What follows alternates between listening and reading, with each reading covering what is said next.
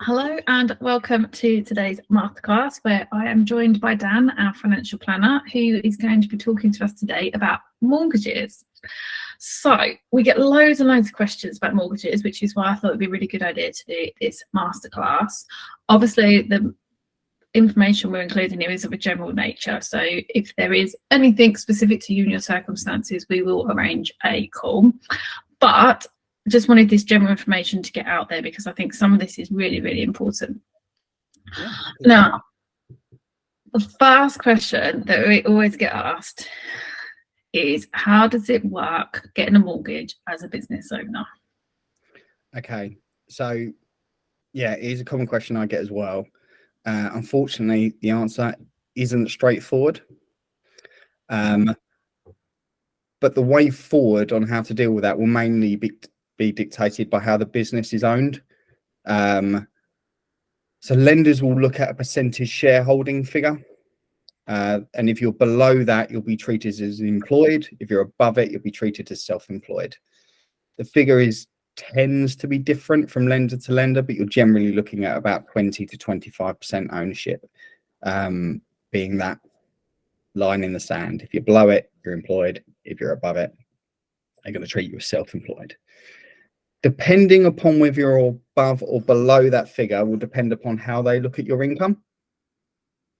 So if you're over the lender's shareholding threshold, they're going to treat you as being self-employed. And depending upon the lender will depend upon how they calculate your total income. Some lenders will look at salary and dividends, others will look at salary and share of net profit. So just as an example, if you're a 50% shareholder and the net profit is 100,000, the lender will use 50,000 plus any salary that you pay yourself from the business to calculate how much you can borrow. If you're below that lender's threshold figure, you're going to be treated as employed and it's going to be salary only. There are nuances to this rule, like if you're part of a family business, but your best course of action is to seek advice if you're unsure. Cool, thank you. And I think one of the other things we often get asked, and this is quite confusing for business owners as well, because we bang on about how they are not self-employed, that they are employed by their company, but then for mortgage purposes they come back and say, but I'm employed by my company, I'm not self-employed. So how does that work? Yeah, it's an interesting one, and I think it just comes down to lenders trying to make terminology easier to understand, but that do not necessarily accomplish that. As a company director, you're an employee and owner by virtue of these roles. So this essentially means that as an owner, a company director, you're legally responsible for the running of the company, meaning that the decisions you make will directly impact the profitability of the company, both positively and negatively. So this is why lenders will tend to categorize company directors as self-employed, because that means they can align your income directly to the company profitability and the future profitability of that company. So rather than, it's more of a nuanced statement than you are a self-employed. It's a mismatch of terminology. Cool. I'm sure that will help clear things up.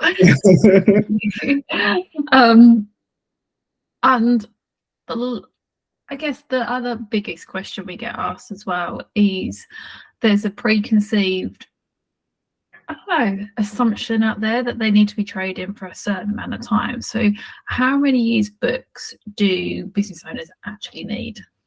Okay, so again, this is broad brush. Most lenders will require 2 full years books, which does actually mean that in some circumstances you'll need to be trading for over 2 years to get your required 2 full years books. For example, if you start a business in December but you want your company year to be March to March, you'll actually have to wait for 2 full books for March to March to be produced until lenders will look to use your income. Again, there is a lot of nuance to this, because there are some lenders that for some professions will only take 1 year books, and things like contractors will be treated differently as well. But generally speaking, you're looking at 2 years full books. Again, it's best to seek advice, because there are lots of scenarios where 2 years books might not be required. For example, if you've gone from a sole trader to a limited company doing exactly the same thing, some lenders will look at that scenario differently. Cool. No, that's really helpful. Thank you. I really appreciate it. Okay. We do just have a little bit of small print we need to include, so small print over to you. We just have to make you aware that your home could be repossessed if you do not keep up your mortgage payments. Thank you. Oh, thank you so much for sharing this with us. It's going to be really helpful. And yeah, if anyone's got any questions about mortgages or wants to have a chat, what's the best way to get in touch? So you can either get in touch through Cheryl, and she will kindly provide you with my details, or you will find all my contact details included with this video. Fabulous. Thank you very much, Dan. Thank you. It's a pleasure.